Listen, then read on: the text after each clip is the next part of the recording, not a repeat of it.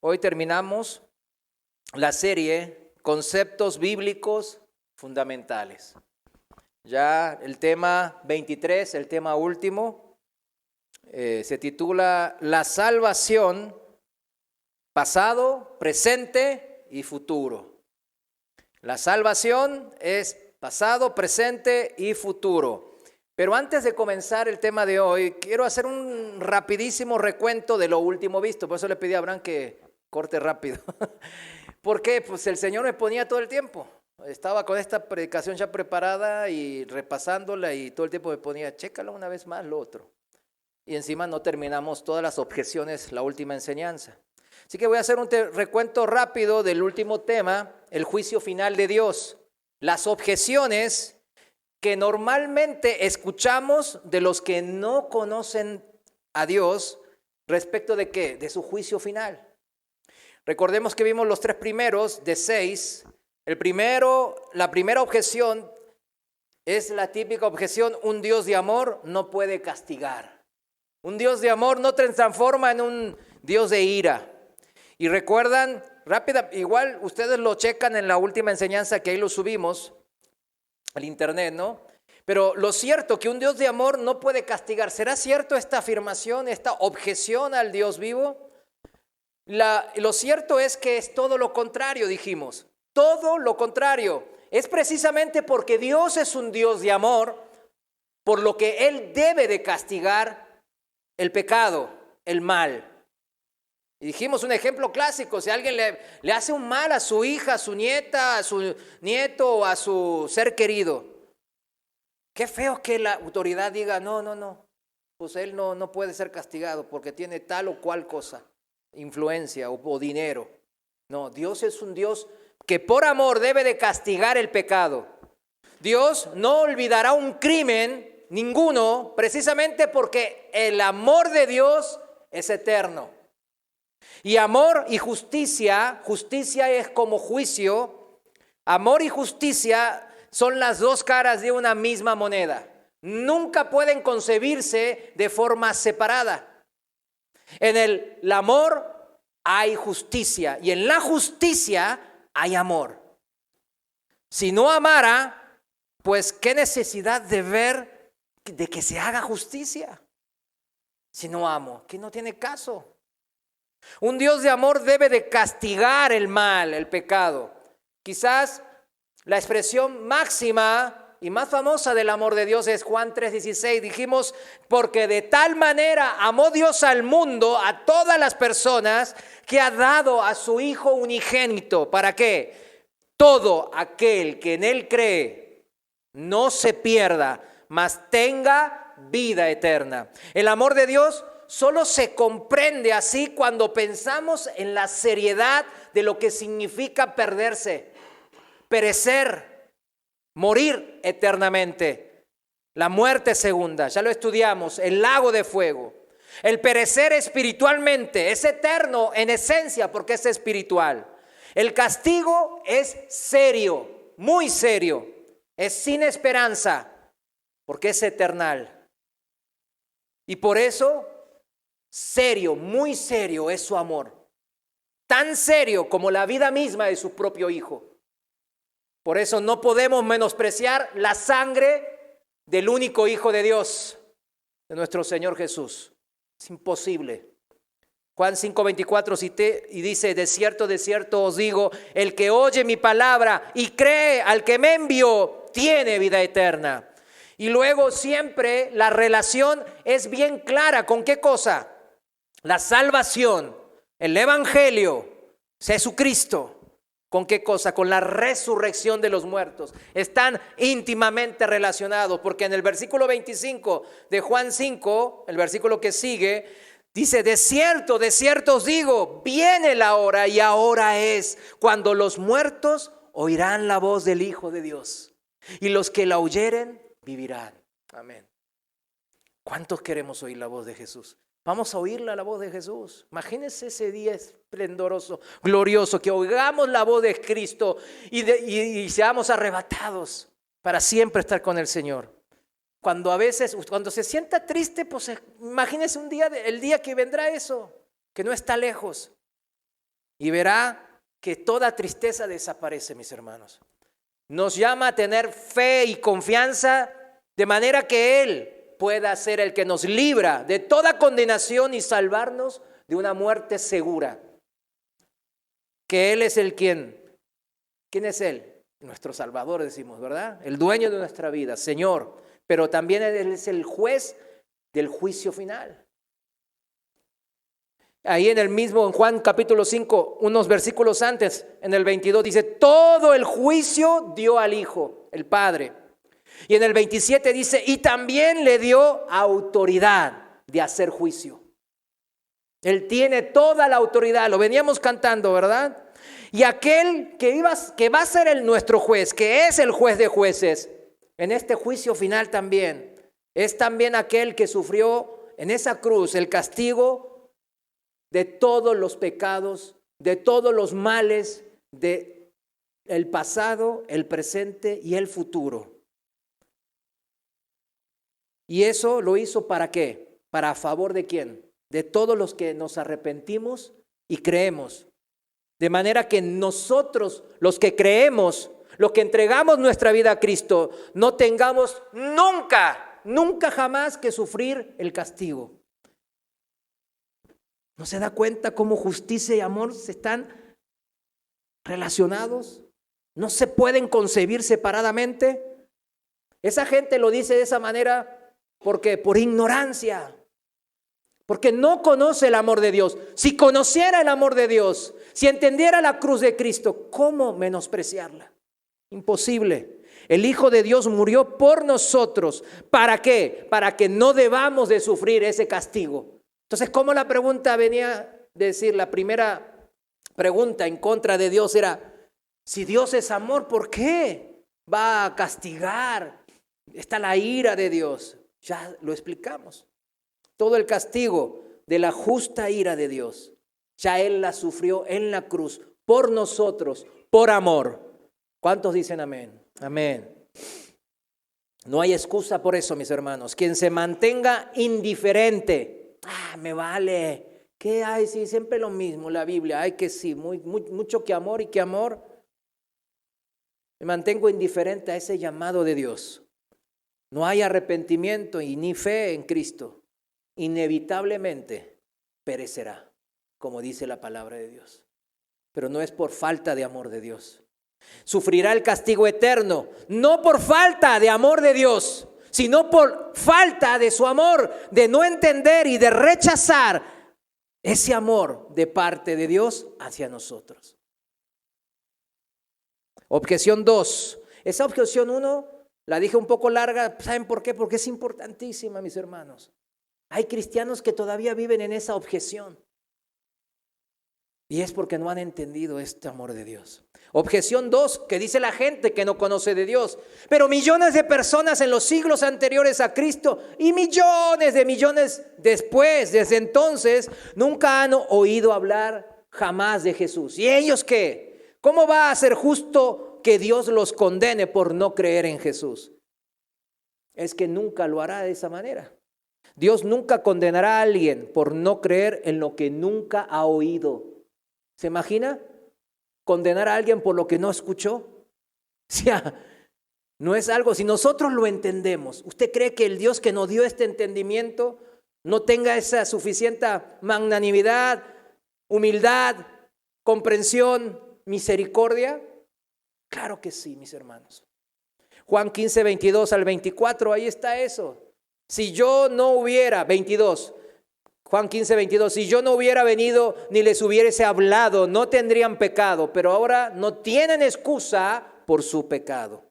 Se los dijo a los fariseos, pero nos corresponde porque nosotros también hemos escuchado la palabra. El que me aborrece también aborrece a mi Padre. Qué tremendo aborrecer a Dios. Y el 24, si yo no hubiese hecho entre ellos obras como ningún otro ha hecho, no tendrían pecado. Y ahora las han visto y también han aborrecido tanto a mí como a mi Padre. Fíjense, todos los hombres, con hombres me refiero en genérico, ¿verdad? Hombres y mujeres. conocen, subrayen, conocen en lo íntimo de su corazón, en lo más profundo de su corazón, que hay un Dios. La materia no se puede generar por la misma materia, como dicen los ateos científicos ahora. Hasta ellos se contradicen. La materia no genera materia. Se transforma, pero no puede crearla. Tiene que haber algo más. Y ese algo más, ¿quién será? Dios. Por eso dicen que Dios es espíritu, no es material. El universo material no explica todo, como el materialismo ahora vigente en la comunidad científica atea.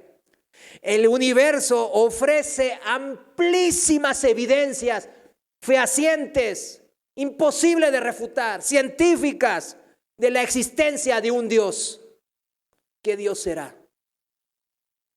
Todos los hombres conocen en su conciencia que han pecado contra Dios. Todos sabemos cuando cometemos una maldad, cuando hacemos mal, cuando no hacemos bien. Y eso les dije que lo leyeran, se los vuelvo a recomendar. Romanos capítulo 1 del versículo 18 y hasta capítulo Romanos 2 hasta el versículo 16. Se los dejo otra vez como tarea para que lo lean. Rápido, yo les voy a leer el versículo 20 del capítulo 1. Dice, pues desde la creación del mundo todos han visto los cielos y la tierra. ¿Quién no ha visto las estrellas, el sol y la luna? Todos lo vimos. Todos vemos las montañas, qué bonito. Los que tienen la oportunidad de ir a la playa, al campo, al bosque. Todo lo bonito que ven ahí. Los que se ven en el espejo, los que ven un bebé, un animalito. Por medio de todo lo que Dios hizo, ellos pueden ver a simple vista las cualidades invisibles de Dios, su poder eterno y su naturaleza divina. Así que no tienen ninguna excusa para no conocer a Dios. Escrito está, mis hermanos, escrito está. Dios los abandonó a sus pasiones vergonzosas, dice después, porque ellos eligieron creer en una mentira en vez de la verdad de Dios.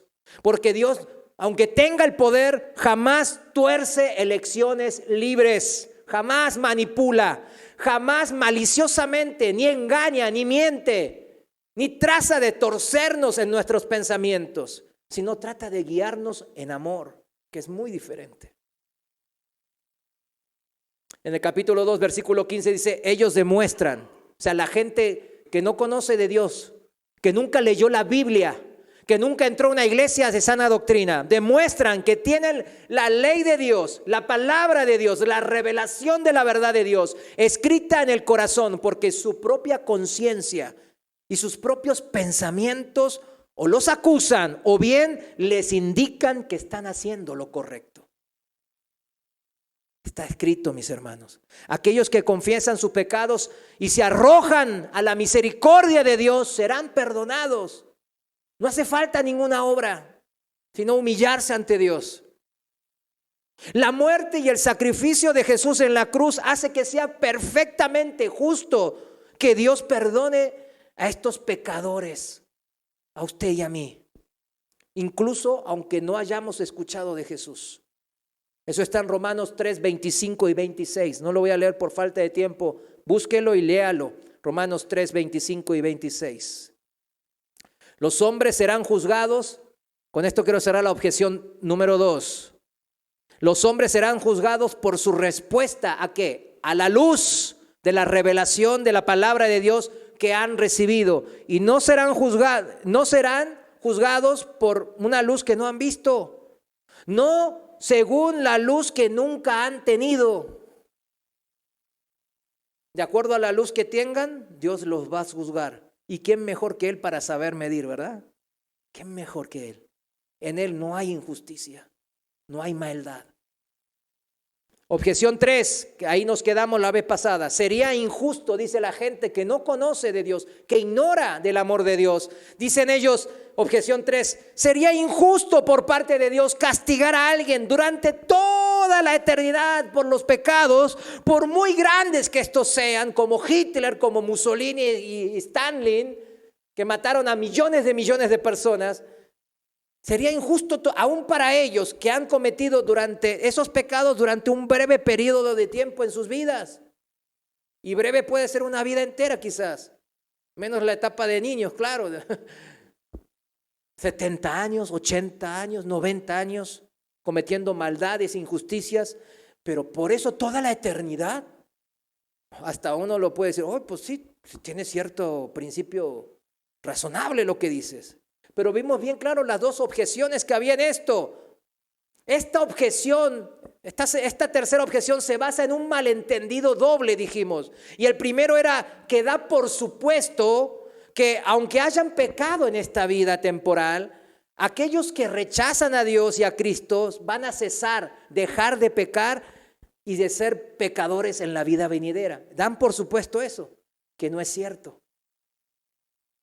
Da por supuesto, el segundo supuesto es que a pesar de que han rechazado arrepentirse en esta vida, se van a arrepentir y van a confiar en Cristo el Salvador en la vida venidera. Dan por supuesto como algo obvio que va a pasar. Pero eso tampoco es cierto. Aquellos que han rechazado a Cristo Jesús y han negado a Dios aquí en esta vida, seguirán haciéndolo después. Son culpables, la palabra lo dice en Marcos capítulo 23, capítulo 29, de un pecado eterno, mis hermanos. En Marcos 3:29 dice, pero cualquiera que blasfeme contra el Espíritu Santo no tiene jamás perdón, sino que es reo de juicio eterno. El que rechaza al Espíritu Santo ahora, rechaza al Espíritu Santo en la eternidad. Eso está escrito. Usted piensa porque pasa del otro lado y lo ve a Jesús, ay no, ahora sí era verdad, no hombre, me arrepiento. No es así, no funciona así. Dios quiere que sea así, pero el corazón del hombre es tan malo que cuando pase al otro lado y ve a Jesús, se va a enojar con Jesús.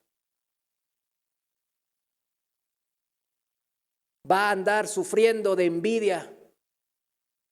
Se va a lamentar como hizo Judas. Pero no se va a arrepentir. Y el ejemplo es el rico, del rico y Lázaro en la parábola.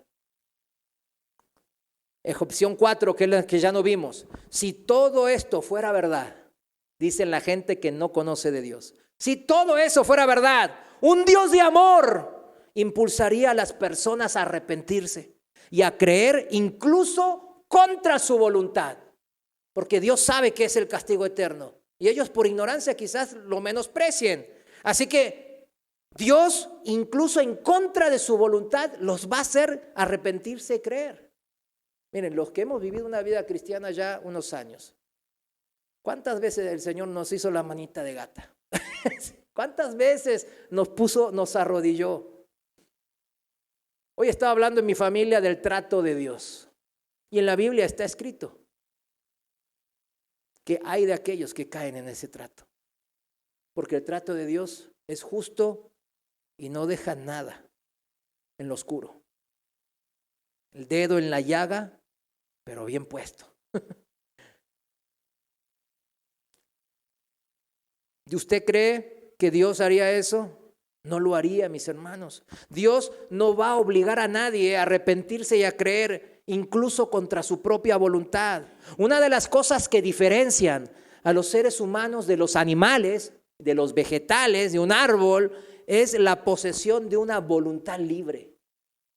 Por eso somos hechos a imagen y semejanza de Dios. Somos libres en manera de decisión. El hombre es un ser moral y espiritual en esencia, creado a imagen de Dios, con la tremenda posibilidad de elegir entre amar y obedecer a su creador o rechazarle.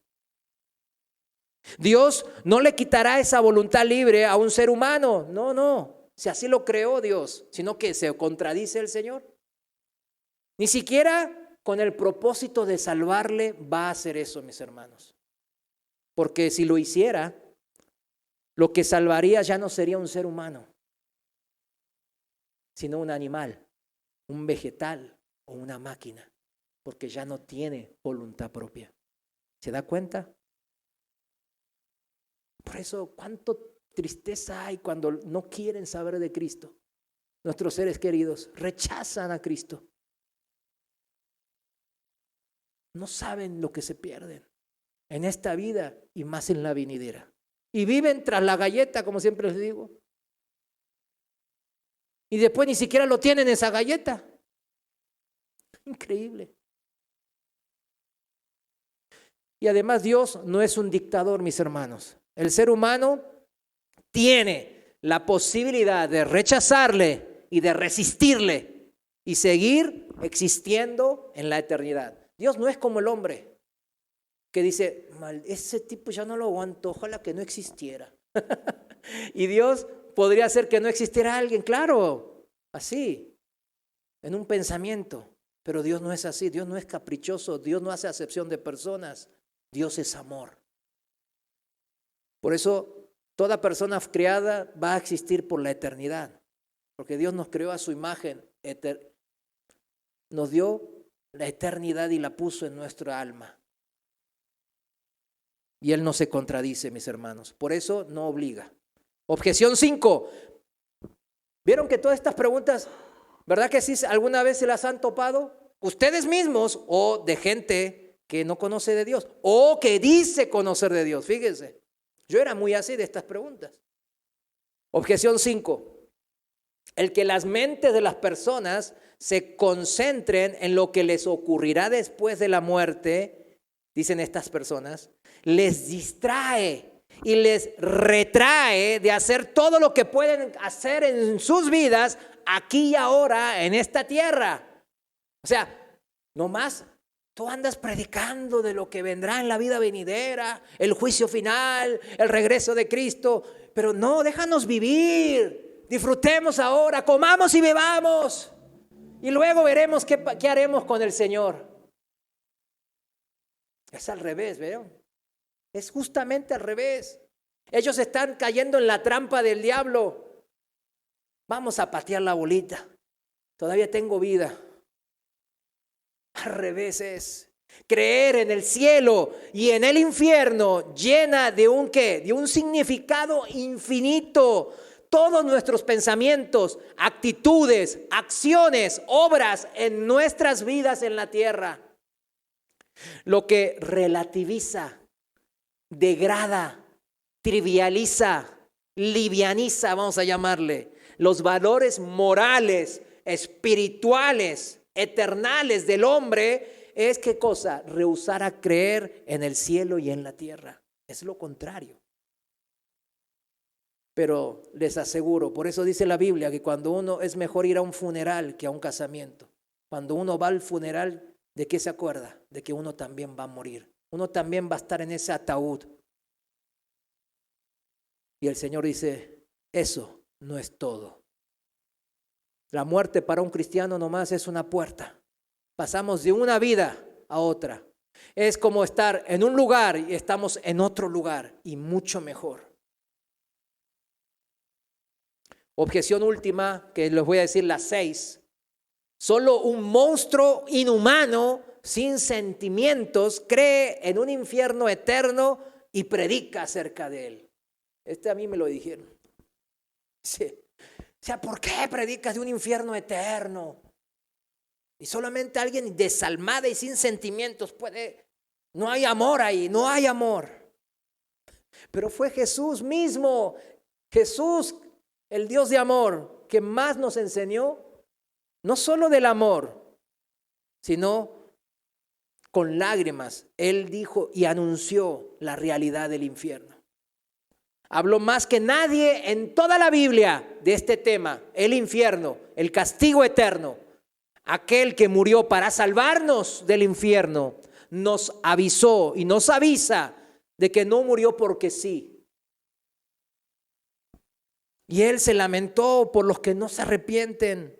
Hoy igual se lamenta también por aquellos, así como se lamentó en Lucas capítulo 13, versículo 34 sobre Jerusalén, cuando dice en Lucas 13, 34, Jerusalén, Jerusalén, que matas a los profetas y apedreas a los que te son enviados. ¿Cuántas veces quise juntar a tus hijos como la gallina sus polluelos debajo de sus alas, y no quisiste. Duros de corazón somos, mis hermanos, duros. A través de este lamento de Cristo que acabamos de leer, se escuchan los latidos, mis hermanos, del corazón de Dios, de nuestro Creador. Sus latidos de amor por nosotros. En Ezequiel capítulo 18, versículo 32. Dice, ciertamente, Ezequiel 18:32, ciertamente ya no quiero la muerte del que muere, dice el Señor Dios. Arrepiéntanse y vivan.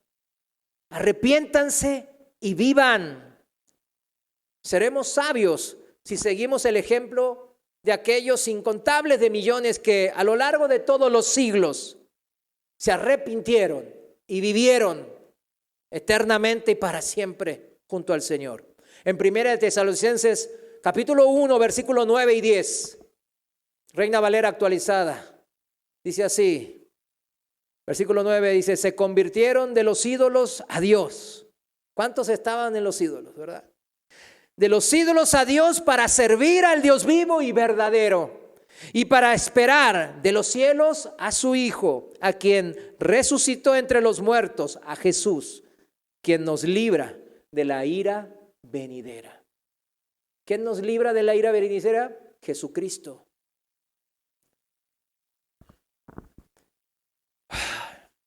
Mis hermanos, qué aflicción hay, ¿verdad? Porque alrededor nuestro hay mucha incredulidad, mucha maldad, mucho corazón duro. Pero usted tiene que seguir orando por ellos. Tiene que seguir orando y clamando al Señor por las vidas de esas almas que están camino a perdición. Tema 23, último, la salvación. ¿Cómo no terminar con este tema? La salvación, pasado, presente y futuro. Quiero terminar esta serie de los conceptos bíblicos fundamentales con el tema principal en la palabra de Dios, que es la salvación, nuestra salvación, la salvación de la gente. El concepto de salvación es centrar en las Escrituras y la razón de ello es muy obvia, por el amor de Dios. Tan es así que toda la Biblia, mis hermanos, se centra en la figura y obra de nuestro Señor y Salvador Jesús. Y cuando el Mesías esperado, Jesús, estaba a punto de nacer, si recuerdan esa historia, a José, el que iba a ser el marido de María, se le dijo que le llamara ¿cómo? Jesús, ¿verdad? La forma griega de un nombre en hebreo que significa Yahvé salva, Jehová salva. Ese es el tema central de la Biblia. Por eso usted cuando le digan, ay, Dios es amor y por qué castiga y bla, bla, bla, Jesús se llama Dios salva. Dios quiere salvar al mundo, por eso murió y lo demostró su amor. Se le dio este nombre, dijo el ángel en Lucas 19:10, porque el Hijo del Hombre vino a buscar y a salvar lo que se había perdido. ¿Qué vino a hacer el Hijo del Hombre? Jesús vino a buscar y a salvar lo que se había perdido. Nosotros estábamos perdidos en camino a la perdición eterna y el Señor nos salvó. ¿Cuántos dan gloria a Jesús por eso? Amén. Juan 3:17 dice, porque no envió Dios a su Hijo al mundo para condenar al mundo, sino para que el mundo sea salvo por él. No va a haber nadie en el infierno por culpa de Dios, sino por culpa de ellos mismos, por no aceptar la salvación gratis que Dios le ofrecía. Primera de Timoteo 1:15 dice, palabra fiel y digna de ser recibida por todos, que Cristo Jesús vino al mundo para salvar a los pecadores, de los cuales, dígalo usted también, yo soy el primero. Amén. Cristo Jesús vino al mundo para salvarnos, no para condenarnos. Todo en su palabra tiene que ver con su amor inagotable hacia nosotros, que se expresa en la salvación en la cruz. Por eso tiene que ver con lo principal necesario para vivir eternamente en ese amor. su salvación. Todo tiene que ver con su salvación en la Biblia. Por eso Jesús se llamaba Jehová salva. Por tanto, es comprensible que las palabras salvación, salvador y salvar aparezcan muy frecuentemente en el Nuevo Testamento. Más aún, salvación es un término muy extenso, ¿verdad? Un término exhaustivo, le diríamos. ¿Qué significa exhaustivo? Significa que es muy completo, que abarca muchos aspectos de una cosa. Eso significa, salvación es un término muy exhaustivo. Abarca muchos otros términos como justificación, rescate, regeneración, vida eterna, etcétera, etcétera. Que ya hemos estudiado, ¿verdad que sí? En esta serie, los que han atendido y los que han escuchado, porque cada uno de estos términos define un aspecto de la salvación, mis hermanos, un aspecto. Un estudio final de la salvación que vamos a hacer hoy nos ayudará a repasar el terreno que hemos cubierto a lo largo de esta larga serie.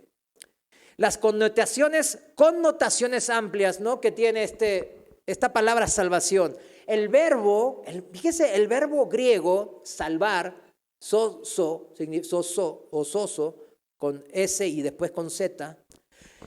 El verbo salvar en griego conlleva diversas connotaciones. Se puede utilizar para referirse a rescatar a alguien del peligro o a liberar a alguien de una enfermedad, es decir, sanar. En los evangelios encontramos a Jesús salvando a personas en diferentes sentidos.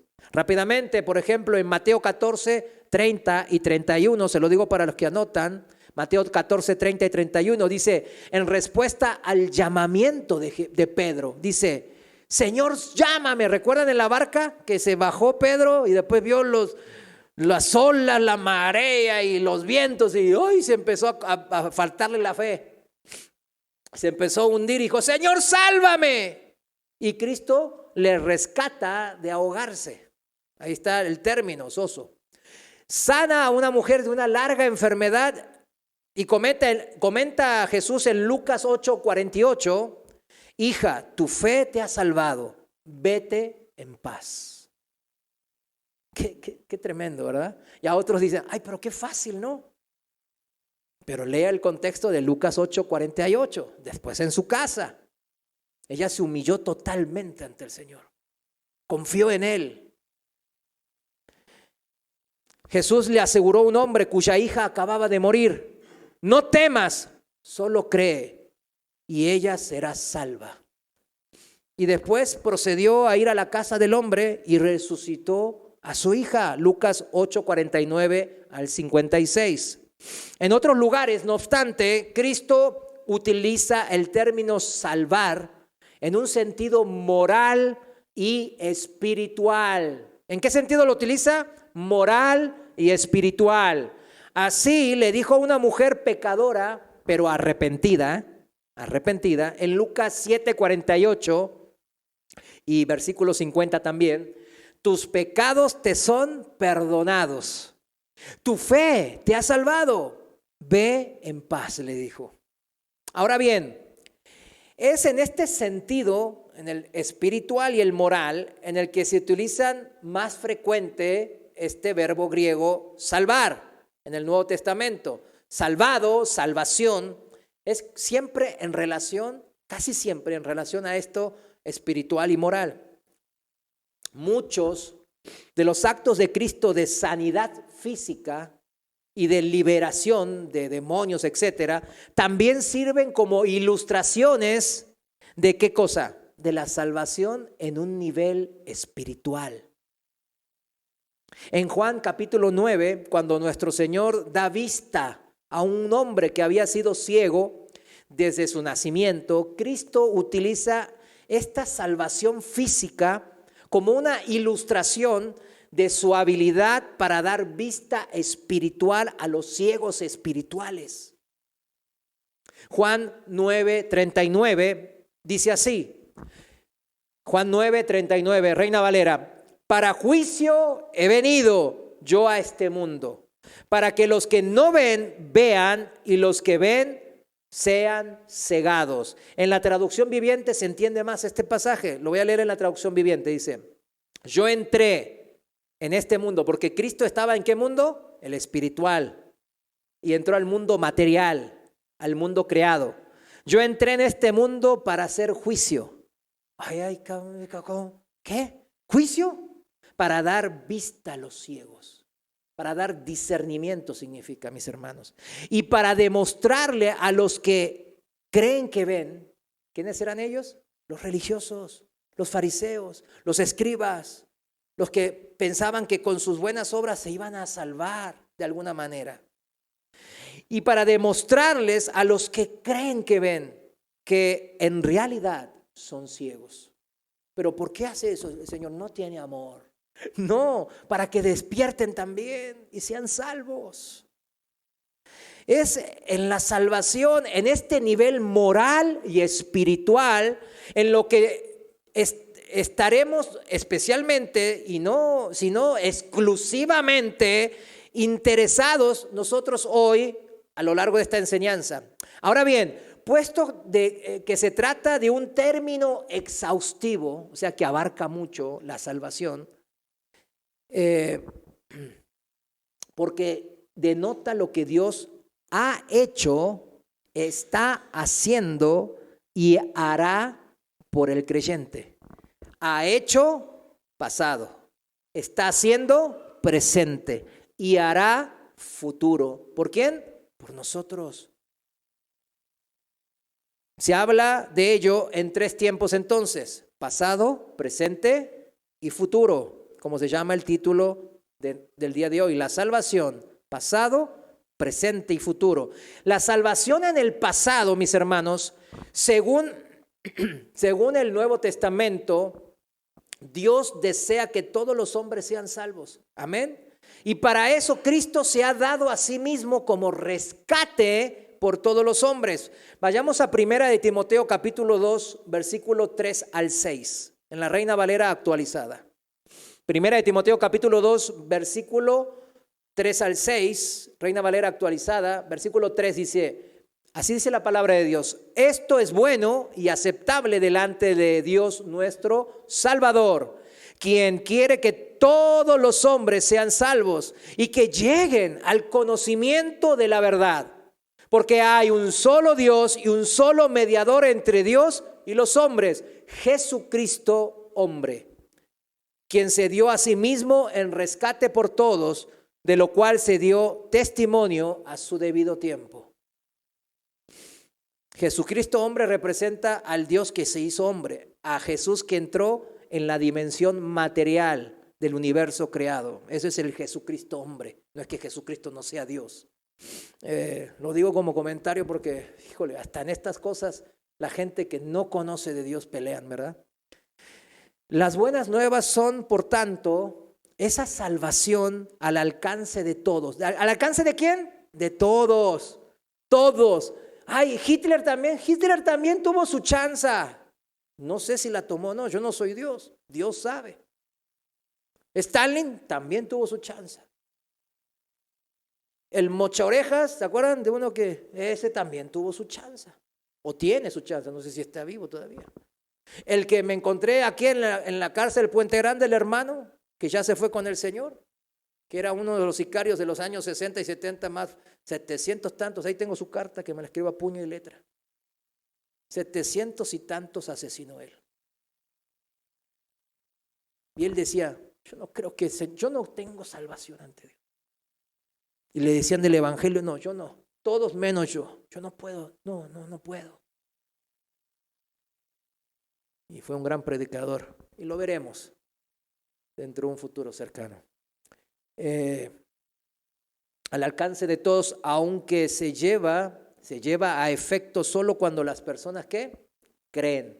O sea, todos tenemos alcance de esa salvación, pero pasa a ser efectivo cuando ¿qué cosa? Cuando las personas creen. No es obra creer, solamente es una respuesta a la obra de Dios, de Jesús en la cruz. Por tanto, como una persona cree, entonces puede hablar correctamente de su salvación como algo que ya ha tenido lugar. Nosotros, todos los que supongo que están aquí, o la gran mayoría, decimos ya creímos, ¿verdad? En un momento nos arrepentimos y nos entregamos al Señor.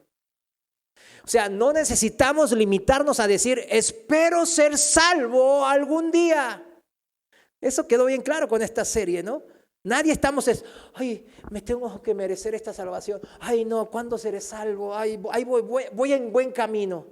No, ya tenemos la salvación asegurada, ganada, mis hermanos. Eso es motivo de gozo y alegría, por más difícil de que sea su situación actual, mis hermanos. Yo no estoy esperando a ser salvo algún día. Ya ha tenido lugar la salvación en mi vida. Ha llegado la salvación a mi vida, amén. Es correcto que utilice el pasado, el tiempo pasado, y que diga, he sido salvo por el Señor, amén. Hablando a los creyentes, el Nuevo Testamento dice, por gracia sois salvo. Efesios 2:5 para el que anota. Por gracia ya son salvos.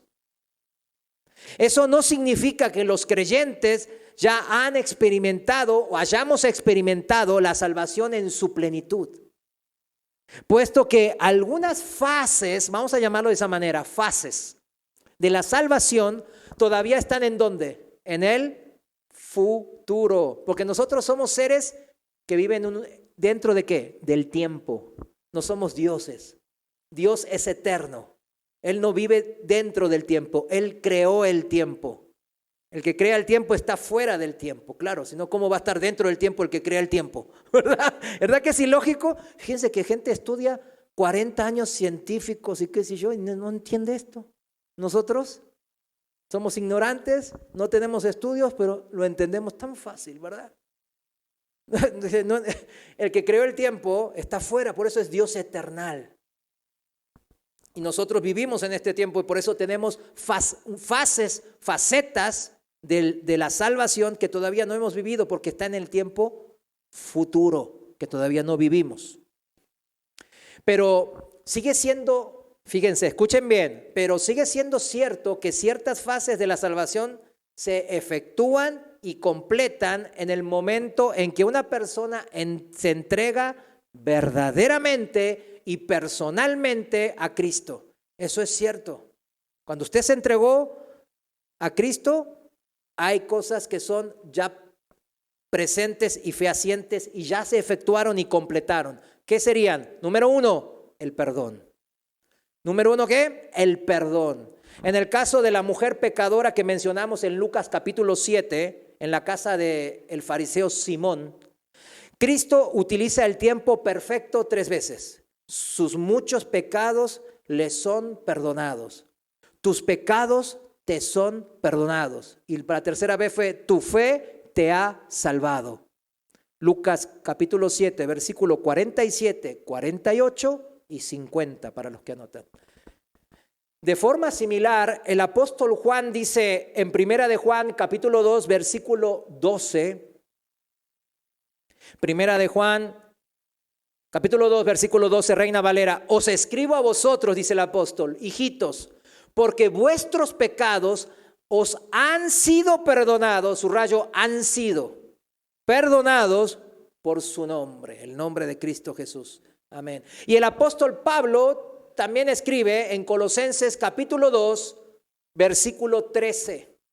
Reina Valera contemporánea, lo voy a leer Colosenses 2:13, Reina Valera contemporánea, dice así la palabra de Dios: antes ustedes estaban muertos en sus pecados, aún no se habían despojado de su naturaleza pecaminosa, pero ahora Dios les ha dado vida juntamente con Él y les ha perdonado, ahí está, todos sus pecados. Ha anulado, otra vez, ha anulado el acta de los decretos que había contra nosotros, o sea, la ley que nos señalaba de qué, de pecadores y que nos era adversa. La quitó de en medio y la clavó en la cruz. Gloria a Dios. En las Escrituras Se utilizan diversas metáforas, mis hermanos, también. ¿Para qué? Para subrayarnos lo completo que es este perdón. Este perdón es completo, no es un perdón a medias. Por eso nuestra salvación está asegurada, porque todos nuestros pecados, pasados, presentes y futuros, fueron perdonados en la cruz, mis hermanos. Dios ha hecho lo siguiente con nuestros pecados. Fíjense, con esto se van a tener más seguridad, porque a veces entiendo de que hace mucho no leían estos pasajes, entonces, se pierde un poco, ¿verdad? Porque el diablo todo el tiempo está atacando nuestra mente. ¿Recuerdan el yelmo de la salvación? ¿Por qué piensa que es el yelmo de la salvación? Porque en nuestra mente tiene que estar segura la salvación. Cuando perdemos eso de la salvación, vamos a tratar de andar por obras, de ganarnos la salvación y de menospreciar así la sangre de Cristo. No debemos de hacer eso, mis hermanos. Dice, vamos a ver estos pasajes, ¿no? Estas metáforas que utilizó en la Biblia el Señor. Vamos a ponerle el A, por así llamarlo, ponerlos. Dice que nuestros pecados Dios los puso fuera de su vista. Isaías 38:17. Porque echaste tras tus espaldas todos mis pecados. Refiriéndose a que los sacó, o sea, lo pone aquí y ya no los ve. Los puso en sus espaldas. Fuera de su vista. B, ponerlos fuera de nuestro alcance también. Dice en el Salmo 103, versículo 12. Salmo 103, 12 dice, ¿cuánto está lejos el oriente del occidente? O sea, de punta a punta, de extremo a extremo. Hizo alejar de nosotros nuestras rebeliones. Eso los pone fuera de nuestro alcance. C, hacer que dejen de existir los pecados. Isaías 43, 25 dice, Isaías 43, 25, yo, dice el Señor, yo soy el que borro tus rebeliones por amor de mí mismo. Amén. De olvidarlos definitivamente. Sigue ahí en Isaías 43, 25. Olvidarlos definitivamente, dije, y no me acordaré de tus pecados, dice el Señor. Qué bueno. Así que no se mortifique, o como diría Leito, no se mortiflaque. Por eso, esos pecados, como el hermano que yo le cité. Porque ya el hermano ya estaba seguro en Cristo. Pero muchos años padeció eso de, no me merezco mi salvación. Nadie nos las merecemos. Nadie. No es por merecerlo. Es un regalo, es un don. En la NTV dice, y nunca volveré a pensar en ellos. ¿En qué? En los pecados tuyos. Qué bonita palabra del Señor. Impedir que puedan ser recuperados los pecados. Miqueas capítulo 7, versículos 18 y 19. Se los voy a leer. Este es un buenísimo. En el profeta Miqueas capítulo 7, versículos 18 y 19 dice así la palabra de Dios. ¿Qué Dios como tú que perdona la maldad y olvida el pecado del remanente de su heredad? No retuvo para siempre su enojo, porque se deleita en su misericordia. Él volverá a tener misericordia de nosotros. Sepultará nuestras iniquidades y echará en lo profundo del mar todos nuestros pecados. Amén. Impedir que puedan ser recuperados. Entonces, perdonar nuestra maldad, sepultar nuestras iniquidades y echarlo a lo más profundo del mar todos nuestros pecados. Eso es el sentir del Señor. Siguiendo con la salvación en el pasado, mis hermanos, la que ya ha tenido lugar en su vida y en mi vida por habernos entregado y está a Cristo, ¿no? Y ya está efectuada y completada en el momento que usted ya se arrepintió y creyó en Jesucristo. Está completada y efectuada. Lo repito para que se entienda. La primera de estas fases de la salvación en el pasado, el punto 1, ¿qué fue? El perdón. Recuérdenlo, el perdón. Importante tener saber que estamos perdonados y que Dios agarró esos pecados y los trituró, los tiró lejos, los hundió en el más profundo del mar. Imagínense, pobres pecados, ¿verdad? Los destruyó totalmente. La segunda, digamos, de las fases de la salvación en el pasado es la regeneración y la nueva vida espiritual, mis hermanos. ¿Qué cosa? La regeneración y la nueva vida espiritual. Para los que anotan, vean la predicación número 9 de esta serie, Conceptos Bíblicos Fundamentales, la vida eterna aquí y ahora. Ya hace muchos, ¿no? Este es el 23, el 9. Y la regeneración y la vida, ¿qué es esto? Y la nueva vida espiritual, les voy a citar rápidamente para avanzar rápido los pasajes. Primer pasaje, Tito capítulo 3, versículo 5, Reina Valera actualizada. Dice así la palabra de Dios en la regeneración y la nueva vida espiritual. Él, Dios, nos salvó, no por las obras de justicia que nosotros hubiéramos hecho, sino según su misericordia, por medio del lavamiento, de la regeneración y de la renovación del Espíritu Santo. O sea, cuán importante es tener comunión con el Señor. Por eso dice, todos los que somos hijos de Dios, que seguimos la guía del Espíritu Santo. Hay una comunión. Yo quiero que recuerden bien esto. ¿Qué sale del hombre? ¿Algo bueno sale del hombre? Nada. Es que entender eso nomás. Por eso, ay, mi marido es tan bueno. Ay, mi mujer es una santa. Sí, yo entiendo que son expresiones, son clichés, son dichos. Y yo no, si alguien me lo dice, yo no digo, ay, apártate de mí, Satanás. No digo eso. O sea, son dichos, son frases que decimos en el cotidiano. Y está bien. Es un santo, mi hijo. Y está bien. Yo las mismas las digo también. Pero bueno, ahora doctrinalmente, ¿verdad? Eso es dichos. Y ahora doctrinalmente, ¿cuántos gente buenas hay? Nadie. Dice la palabra que no hay nadie bueno, solo Dios. O sea, de nosotros siempre no va a salir algo bueno. Y entonces, ¿por qué hacemos cosas buenas antes? Por la conciencia que Dios puso. Y después de Cristo, aparte de la conciencia que tenemos, al Espíritu Santo. De Él sale todo lo bueno, dice la palabra. Todo lo bueno, todo don hermoso, magnífico de esta vida sale del Dios de las luces, de su Santo Espíritu que mora en nosotros ahora. Por eso cuando seguimos su guía, hacemos cosas buenas. Y cuando no la seguimos y seguimos nuestra forma de pensar, la regamos, como dicen aquí en México. Hacemos cosas malas. ¿A poco un cristiano? Sí, un cristiano hacemos cosas malas, porque no seguimos al 100% a Dios. De nosotros nada bueno sale. Cuando sigo la guía de Dios, como hoy usted eligió congregarse y escuchar de su palabra. No lo que un hombre tiene aquí por decir en este púlpito, sino lo que Dios quiere decirle a usted en su vida para edificar su vida, para que su comunión con el Espíritu sea más fuerte y para que cometan menos errores así y camine recto, en rectitud delante de Dios. Por eso, por medio del lavamiento, de la regeneración y de la renovación del Espíritu Santo, nosotros tenemos esta nueva vida en Cristo. El otro versículo es Efesios 2, 4 al 10. Reina Valera actualizada, me voy rápido, dice así.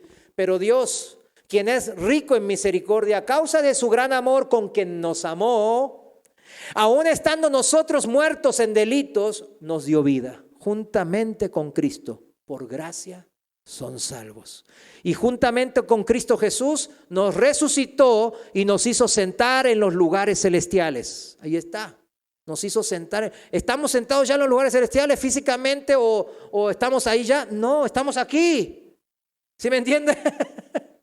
Pero después vamos a ver en la salvación futura de que prácticamente es un hecho que estemos allá, sentados en los lugares celestiales. Pero podemos disfrutarlo, pues se llama esperanza. La esperanza, la fe y el amor. ¿Recuerdan eso? Pues hay esperanza en lo futuro, porque es seguro. Porque el que prometió nunca miente y siempre cumple y Él es fiel. Entonces, Él nos resucitó y nos hizo sentar en los lugares celestiales. A través de esta renovación del Espíritu que leímos antes, nosotros podemos vivir esa renovación espiritual, sentirnos como que estamos sentados en los lugares celestiales. ¿No? ¿Se acuerda la primera vez cuando usted entró en la gracia del Señor? En su primer amor. ¿Cómo se sentía que andaba volando? Bueno, al que mucho debe, más nos sentíamos volando, ¿verdad? Como yo. Pero yo sé que muchos jóvenes y gente muy moralmente correcta, que las hay, especialmente muchas mujeres, son así, ¿verdad? Y por ahí no sienten tanto la diferencia, que es un arma de doble filo a veces, ¿verdad? Pero al que mucho perdonó, mucho amó. La verdad que los que fuimos muy, muy rebeldes, es increíble lo que nos perdonó. Pero bueno, Dice en el versículo 7 en Efesios 2, para mostrar en las edades venideras las superabundantes riquezas, me gusta cómo dice, superabundantes riquezas de su gracia, por su bondad hacia nosotros en Cristo Jesús. Porque por gracia son salvos por medio de la fe, y no de ustedes, pues es don, regalo de Dios. No es por obras, para que nadie se gloríe, porque somos hechura de Dios, creados en Cristo Jesús para hacer las buenas obras de Dios. O sea, somos nueva criatura, significa, lo está diciendo ahora. No, las cosas viejas pasan, no somos lo que antes. No, tú sigues siendo Mario. Sí, pues sí, pero ya soy nueva criatura.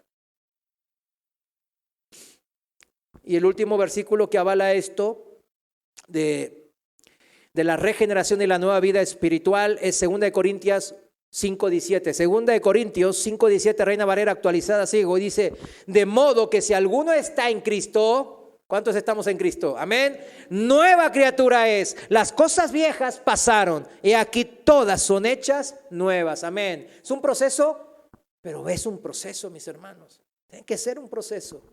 No somos perfectos, pero estamos en este proceso de hacer todo nuevo en Cristo Jesús. Porque somos nueva criatura. El Espíritu Santo mora en nosotros y nos regenera si nos dejamos.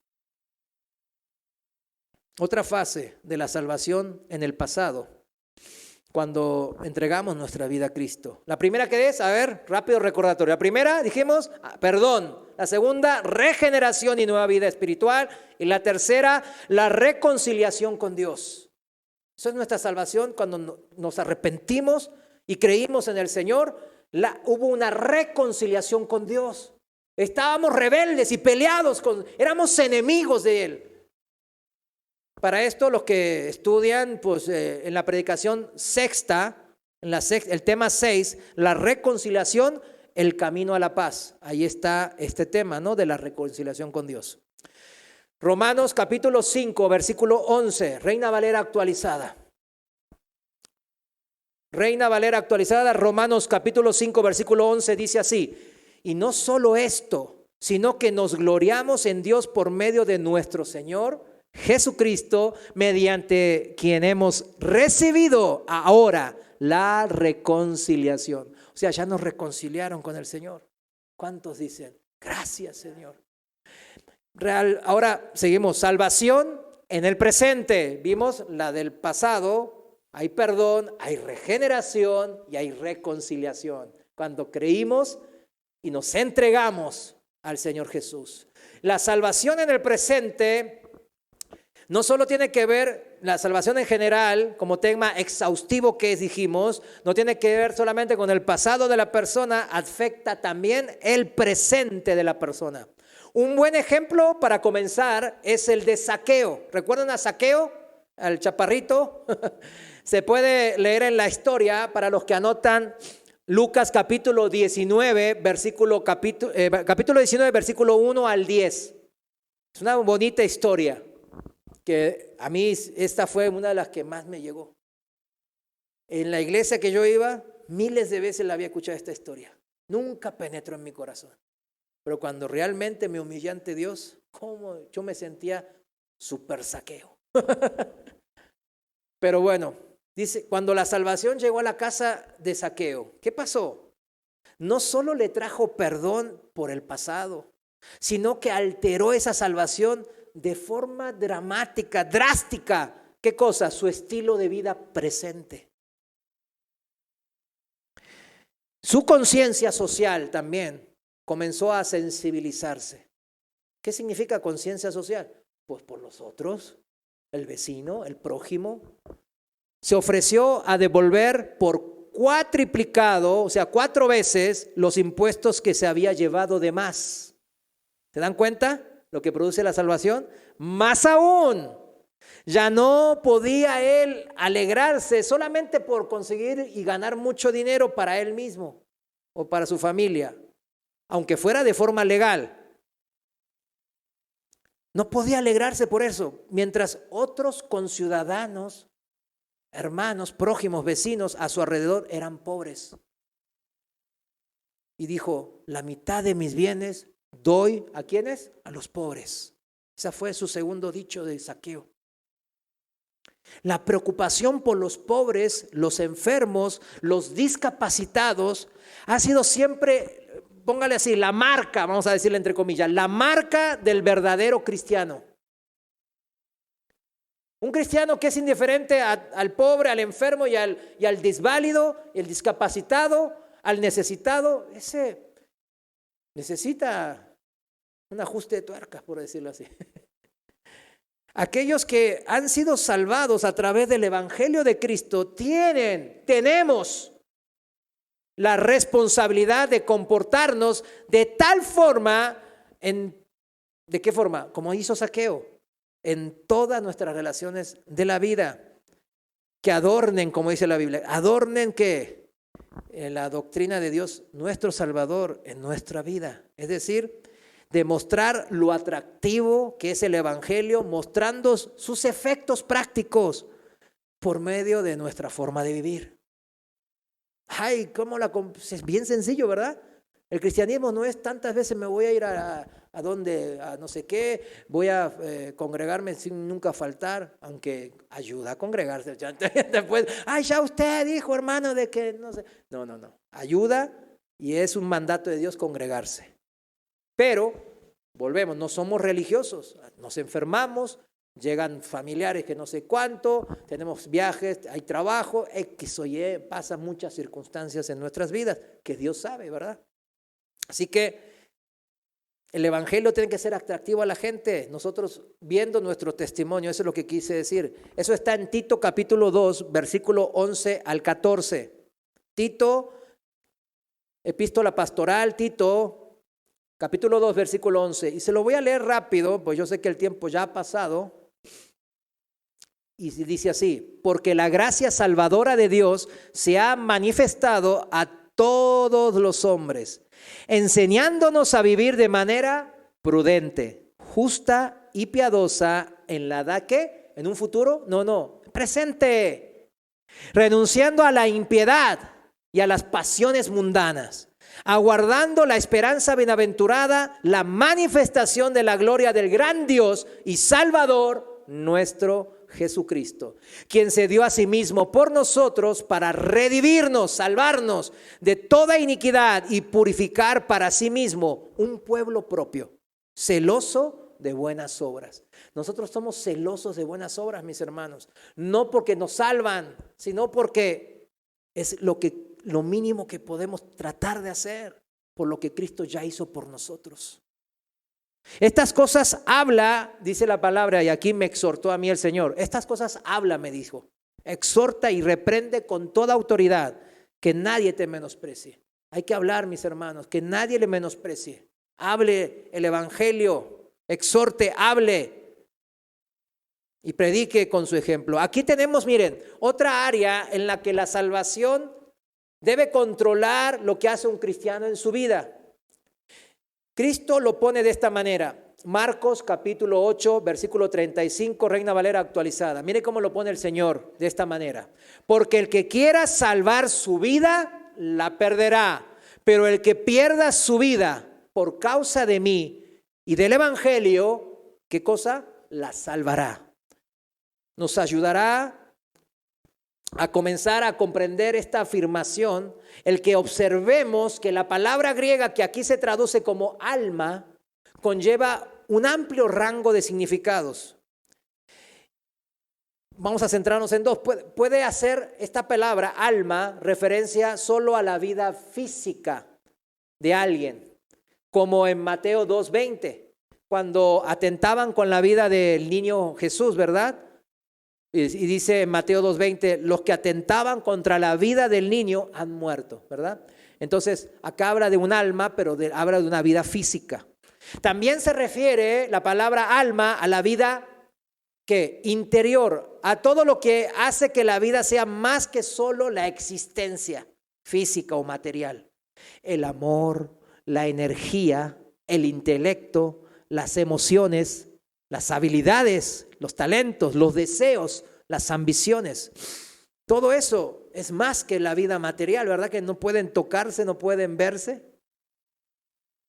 Como en Juan 3, en la tercera en la tercera carta de Juan, capítulo 2, tercera de Juan 2, dice, yo deseo que tú seas prosperado en todas las cosas y que tengas salud, así como prospera tu alma. En la afirmación del Señor que hemos mencionado de Marcos 8:35, volviendo a Marcos 8:35, ¿no? El que quiera salvar su alma, su vida, la perderá y viceversa. En esta afirmación del Señor Jesús conlleva las dos connotaciones que dijimos, las dos, como veremos ahora.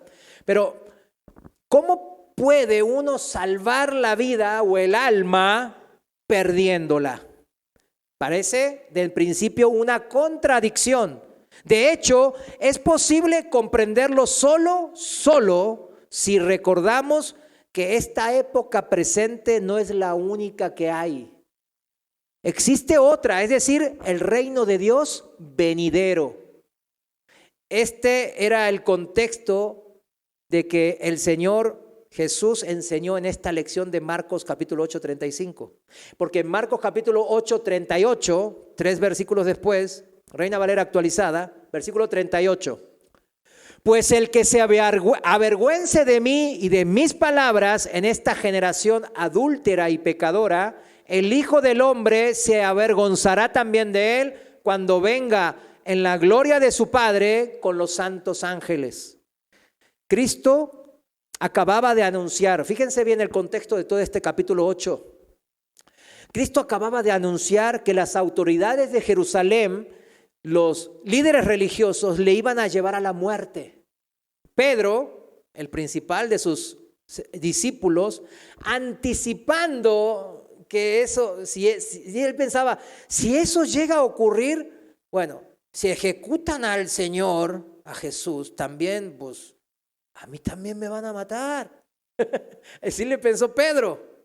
Y intentó persuadir y hasta reprendió, dice alguna versión, a Jesús para que evitara ser ejecutado. Porque él decía, bueno, tiene poder, ¿por qué va a ser ejecutado? Se nos mostró muchos milagros, hasta los vientos le obedecen. Pero Cristo no comprometería su misión por intentar salvar su propia vida. Avisó a Pedro de que no intentara salvar también su propia vida en este mundo, que tenía que negarse a sí mismo. Si lo hacía, si él le negaba a Jesús, si le negaba a él, a Jesús, si lo hacía, perdería la próxima vida. Ese fue el contexto en que dijo esto. Pedro, como sabemos, se puso nervioso y ¿qué hizo? Negó ¿a quién? A Jesús. 3 veces, pero fue solo un desliz temporal, lo sabemos porque pues ya leímos la historia, ya leímos el libro. Un desliz temporal del que el Señor le restauró por medio de su intercesión. Lucas 22, 31 al 34. En Lucas 22, 31 al 34, dice que el Señor rogó por Pedro para que no le falte, ¿qué cosa? Fe. El diablo pidió zarandear, o sea, sacudir como el trigo, así. ¿Se acuerdan Job? Cómo el diablo, cuando el Señor se lo permitió, hizo desastres en la vida de Job. Mató a todos sus hijos. Todas sus posesiones materiales las perdió. El diablo lo hizo. Dios tenía un propósito mayor, ¿verdad? Claro. Lo sabemos porque ya leímos también ese libro, el de Job. Pero ¿qué hizo el Señor Jesús por Pedro? Rogó, oró y rogó para que no le falte fe. No para que no viva eso, sino para que no le falte la fe. Si usted es servidor de Cristo, le aseguro que el diablo está pidiendo zarandearlo también como a Pedro. Y lo ha hecho, conmigo lo ha hecho. Con ustedes, algunos, yo sé que lo ha hecho también. Así que sigamos rogando unos por otros, ¿verdad? Y el Señor nos va a ayudar, amén. Y la lección sigue siendo válida, mis hermanos, entonces lo que Pedro vivió es para todos. Tenemos que admitir que no nos merecemos la salvación por el hecho de sufrir por Cristo. Esto se lo digo a los que estamos sirviendo a Dios. Aquí en la iglesia, quizás en su familia, está sirviendo a Dios. Yo sé que algunos de acá me han venido, ay hermano, yo quiero servir aquí. Digo, Y yo veo la situación, porque eso se trata, no de estar de metiche, sino de ver por las familias que Dios acerca a esta congregación, que me ha dado la autoridad, ¿no?, de pastorear. Entonces, yo veo, pues, yo oro, veo y digo, no, pues esta hermana tiene que servir al Señor en su familia. En su familia hay mucha incredulidad, mucha maldad en proceso. Entonces, tiene que servir al Señor en donde Dios le ponga. Y si, gloria a Dios, si puede también en la iglesia. Pero no para todos es eso. La salvación, mis hermanos, entonces es un regalo gratuito, pero no podemos tener el regalo de la salvación sin el Salvador. Es imposible. Filipenses 1:29 en la traducción viviente. Filipenses 1:29 en la traducción viviente dice, pues a ustedes se les dio no solo el privilegio de confiar en Cristo, sino también el privilegio de sufrir por Él. Es un privilegio sufrir y servir al Señor. Amén.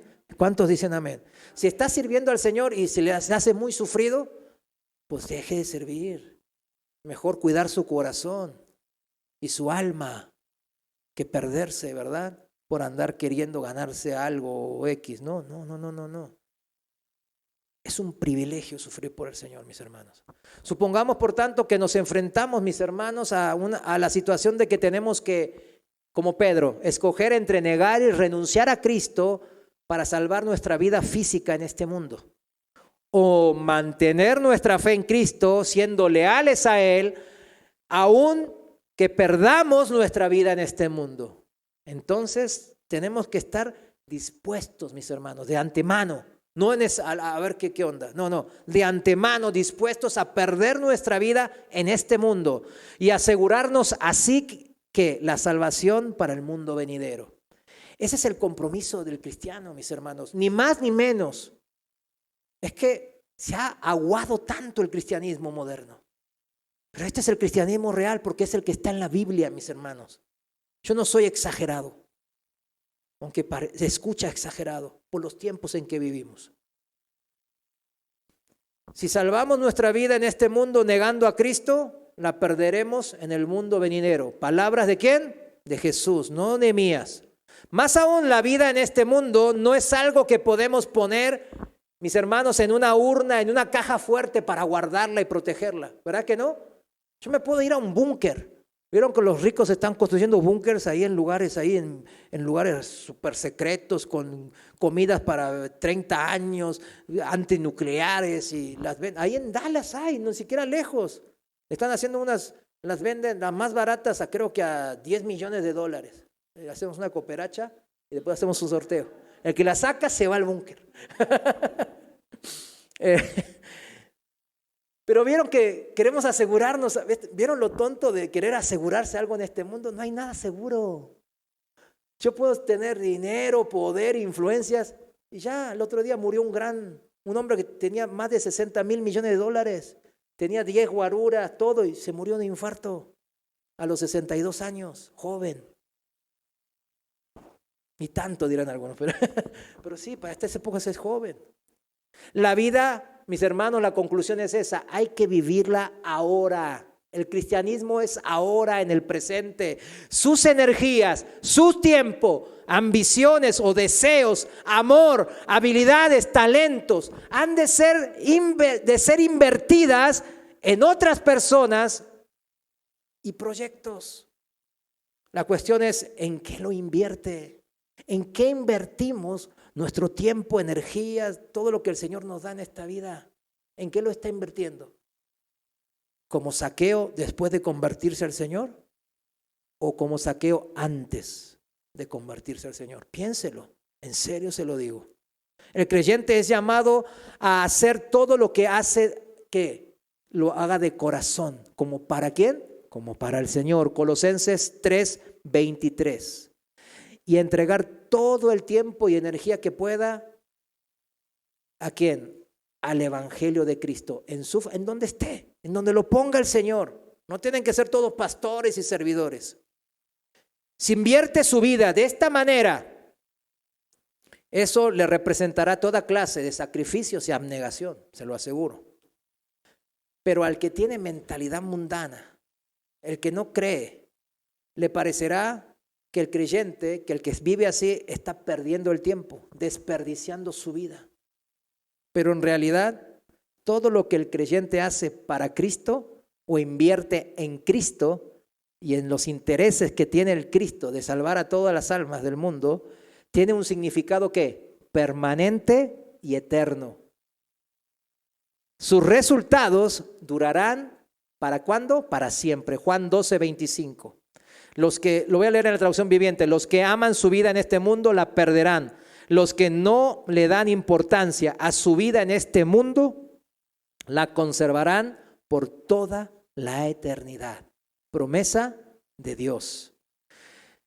Si por otra parte el creyente no está dispuesto a vivir para Cristo, y fíjense bien esto, porque siempre es motivo de mucha discusión teológica, que la salvación se pierde, que no. Nosotros ya lo aprendimos en toda esta serie. Vaya y revise. El creyente que no está dispuesto a vivir para Cristo. ¿Quién? El creyente que no está dispuesto para vivir para Cristo. A mí se me hace una contradicción, ¿verdad? Que parece una contradicción, pero nos encontramos muchos casos así, mis hermanos. Ni quieren invertir tiempo, ni quieren venir a la reunión. Porque el hermano predica bien largo, como hoy, ¿verdad? El hermano predica muy largo. Y no predicó 2 veces y quiere tirarse toda por la borda ahora. No. Pues así hay creyentes. Los que tenemos ciertos años, ¿sí hay o no hay ese tipo de creyentes? Claro que los hay. Nosotros estuvimos también como esos tipos de creyentes. Claro, yo también estuve en ese lado. Energía, dinero, amor, habilidades que el Señor me dio, todo de forma egoísta para mí mismo, en las cosas mundanas e indignas de este mundo, las que van a ser destruidas por el fuego. Entonces, fíjense bien, para este tipo de cristianos hay palabra de Dios también. Ya lo dijimos, ¿no? Estoy citando, esto es un resumen de todo lo que vimos. Respecto al reino eterno de Dios, para este tipo de cristianos, todo lo que el creyente ha invertido en estas cosas mundanas, ¿qué dice la palabra? Que se va a perder para siempre. Eso dice la palabra de Dios. Y cuando Cristo en su segunda venida examine las obras de este hombre creyente, o sea, que se entregó su vida y al principio dijo, ay Señor, creo lo que hiciste en la cruz, lo humilló, lo arrodilló y le entregó, dijo, ay Señor, creo en tu sacrificio en la cruz. Bueno, a este hombre que después invirtió toda su vida en vivir según lo que él creía conveniente y no según la guía del Espíritu y la voluntad de Dios. Bueno, en su segunda venida, cuando él examina el corazón de este hombre, sus obras serán quemadas y él sufrirá pérdida, dice la palabra, aunque él mismo será salvo. O sea, la salvación no se pierde. Primera de Corintios, capítulo 3, versículo 10 al 15. Vaya y búsquelo. Yo al final dice, se salvará, pero como quien apenas escapa atravesando un muro de llamas, dice en la traducción viviente. Me gustó esa. Se salvará, y gloria a Dios, dicen esa gente, ¿verdad? Los tibios, los medios tibios. Pero como quien apenas escapa atravesando un muro de llamas. ¿Qué significa eso? Que va a sufrir como en feria en esta vida. ¿Pero para qué? ¿Por qué somos masoquistas? Sirvamos al Señor, seamos sensibles a su voz, a la guía. Él quiere lo mejor para usted y para mí. Último, y gracias por su tiempo, la salvación en el futuro. Lo voy a leer rápido. Aunque el creyente pueda decir con confianza, ¿no? Como hemos aprendido hoy bien, que ha sido salvado, ha sido salvo, aún quedan en el futuro importantes aspectos de nuestra salvación. Es por eso por lo que se le dice al creyente que los espere. A nosotros se nos dice que esperemos esos aspectos de la salvación futuros. Espera, esa es nuestra esperanza. No es porque no sean seguros, sino sencillamente porque no son todavía presentes. Volvemos, somos seres que vivimos en la cronología del tiempo. Puede hablar correctamente de ellos con igual confianza y humildad con que afirma que ha sido salvado. O sea, porque está en el futuro, dice, ay, y voy a estar sentado en los lugares celestiales. Voy a estar en el aire con el Señor, cara a cara. Creo. No, Porque está en el futuro, tiene lo mismo cuando usted dice, yo fui salvo y soy salvo y gloria a Dios. Y también para el futuro dice, y estaré en los lugares celestiales sentado junto a Cristo. Y lo veré en el aire, cara a cara, frente a frente a mi Salvador y Señor. Esa es la misma seguridad. Más sin embargo, ahora no ha ocurrido. Amén. Estos aspectos futuros de la salvación incluyen, son unos pocos puntos, la salvación de la ira de Dios. Es algo que todavía no hemos vivido ahora en el presente, sino que vamos a vivir en la salvación en el futuro. ¿La salvación de qué? De la ira, del justo juicio de Dios. Pues muchos más, estando ya justificados en su sangre, dice la palabra, por él seremos salvos de la ira. Romanos 5:9. Primera de Tesalonicenses 5:9 también, fácil de memorizar. Romanos 5:9, Primera de Tesalonicenses 5:9 y 10. Dice, porque no nos ha puesto Dios para ira, sino para alcanzar salvación por medio de nuestro Señor Jesucristo, quien murió por nosotros para que, ya sea que velemos o que durmamos, vivamos juntamente con Él.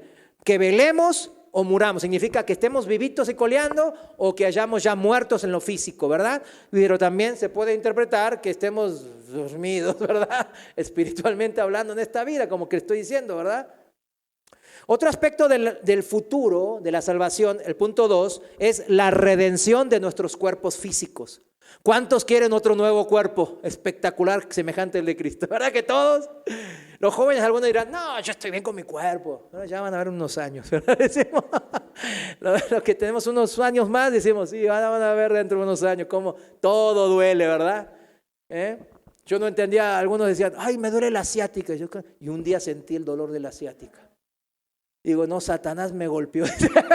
Me dio una paliza de atrás. Digo, ¿cómo duele la ciática? Increíble. Y yo me burlaba de, ay, no seas, sé hombre, le decía al hermano. Bueno, ahora yo estaba, uy, qué tremendo, ¿verdad? Gracias a Dios de que estamos aquí, ¿no? Que pudimos subir esas escaleras al primer piso. Gloria a Dios. Miren, la redención, el segundo punto es la redención de nuestros cuerpos físicos. Esto también es algo que tendrá lugar en la segunda venida de Cristo. Filipenses 3:20 y 21. Y nomás le voy a leer el 21. Él transformará nuestro cuerpo de humillación para que tenga la misma forma de su cuerpo de gloria. ¡Wow! Yo creo que esta es una de las esperanzas y promesas de Dios, de un Dios fiel y verdadero, más espectaculares. Este cuerpo que ya está deteriorándose, que le duele aquí, que le duele allá, carato, más cosas, va a ser reemplazado por un cuerpo semejante al de Cristo. ¡Wow! Y algunos dirán, ¿qué wow? Pero wow. Romanos 8:23 al 25 es el segundo pasaje. Nomás lo voy a leer el 23, una parte dice, gemimos. Algunos que están enfermos y con peinan más años dicen, gemimos dentro de nosotros mismos, aguardando la adopción como hijos, la redención de nuestro cuerpo. Amén. ¿Verdad? Algunos más y los jóvenes menos, ¿verdad? Pero todos aguardamos. Un tercer aspecto del futuro de la salvación es la santificación final del cristiano. Por fin vamos a dejar de ser pecadores. Wow. Vean las enseñanzas del juicio final, parte 2 y parte 3, la 21 y la 22. Primera de Pedro, capítulo 1, versículo 3, dice así: bendito sea el Dios y Padre de nuestro Señor Jesucristo, quien según su grande misericordia nos ha hecho nacer de nuevo para una esperanza viva por medio de la resurrección de Jesucristo de entre los muertos. Y aquí viene, para una herencia incorruptible, incontaminable e inmarchitable o inmarcizable. ¿Cómo dice? ¿La Reina Valera? Bueno, eso. Reservada en los cielos, ¿para quiénes? Para nosotros, los de la fe, que son guardados por el poder de Dios mediante la fe para la salvación preparada para ser revelada en el tiempo final. Amén. Colosenses 3:4. Y cuando se manifieste Cristo, la vida de ustedes, entonces también ustedes serán manifestados con Él en gloria. Gloria, cuerpos glorificados, manifestados junto a Cristo. Nosotros participaremos de toda la gloria de Cristo. Wow. Un cuarto y último aspecto de la salvación en el futuro es la entrada del cristiano. ¿A dónde? Al reino, al cielo. La entrada del creyente en el cielo puede ocurrir de dos maneras. De aquellos que mueren antes de que el Señor vuelva, se dice que están ausentes del cuerpo y presentes delante del Señor. 2 Corintios 5, 8. Incluso aunque su cuerpo físico aún no haya sido resucitado, ¿verdad? Ya está en espera de ese cuerpo. Entonces, con la venida del Señor, los cuerpos muertos de aquellos creyentes resucitarán, y los cuerpos de los creyentes que todavía estén vivos, vivitos y coleando, serán cambiados y todos serán arrebatados para recibir al Señor en el aire y para estar siempre con el Señor. Primera de Tesalonicenses capítulo 4, 13 al 18 y Primera de Corintios 15, 51, 52. Y termino con esto. He aquí os digo un misterio, dice el 51. 1 Corintios 15. No todos moriremos, no todos, pero todos seremos transformados. En un instante, en un abrir y cerrar de ojos, a la trompeta final. Porque sonará la trompeta y los muertos serán resucitados sin corrupción. Wow. Y nosotros seremos transformados. Y 54. Y cuando esto corruptible se vista de incorrupción y esto mortal se vista de inmortalidad, entonces se cumplirá la palabra que está escrita: sorbida es la muerte en victoria. ¿Qué significa? La muerte ha sido devorada por la victoria de Cristo. La muerte ha sido destruida, significa. En este sentido dice la Biblia, la Escritura, ahora está más cerca de nosotros nuestra salvación que cuando creímos. Romanos 13, 11. Póngase de pie. ¿Usted cree que la salvación está más cerca de cuando creyó? Amén, ¿verdad? Cada día falta menos y tenemos que alegrarnos. Más cerca está, porque cada día que pasa, mis hermanos, póngase de pie por favor, la segunda venida de Cristo está ya al alcance. Cierre sus ojos. Señor, te damos gracias. Gracias por este mensaje. Gracias por esta serie de los conceptos bíblicos fundamentales, de tus pensamientos, Señor. Señor, ayúdanos que no nos desviemos en tu pensamiento, ni a la derecha ni a la izquierda, mi Señor. Que nos mantengamos en rectitud frente a ti, mi Dios. Que sigamos la guía del Espíritu Santo tuyo, mi Dios. Que seamos sensibles a tu voz. Padre, ayúdanos. Rectifícanos, redargúyenos, enséñanos, edifícanos, mi Dios. Para eso es tu palabra, tu pensamiento, para dirigirnos y bendecirnos. Porque la salvación, si hemos creído y arrepentido, es nuestra, del pasado, en el presente y en el futuro. Gracias, Señor, en el nombre de Jesús, mi Señor y Salvador. Amén. Muchas gracias por su paciencia. Esta fue la prédica más larga y tiene mérito que hayan aguantado. Dios les bendiga, bendiga a su hermano.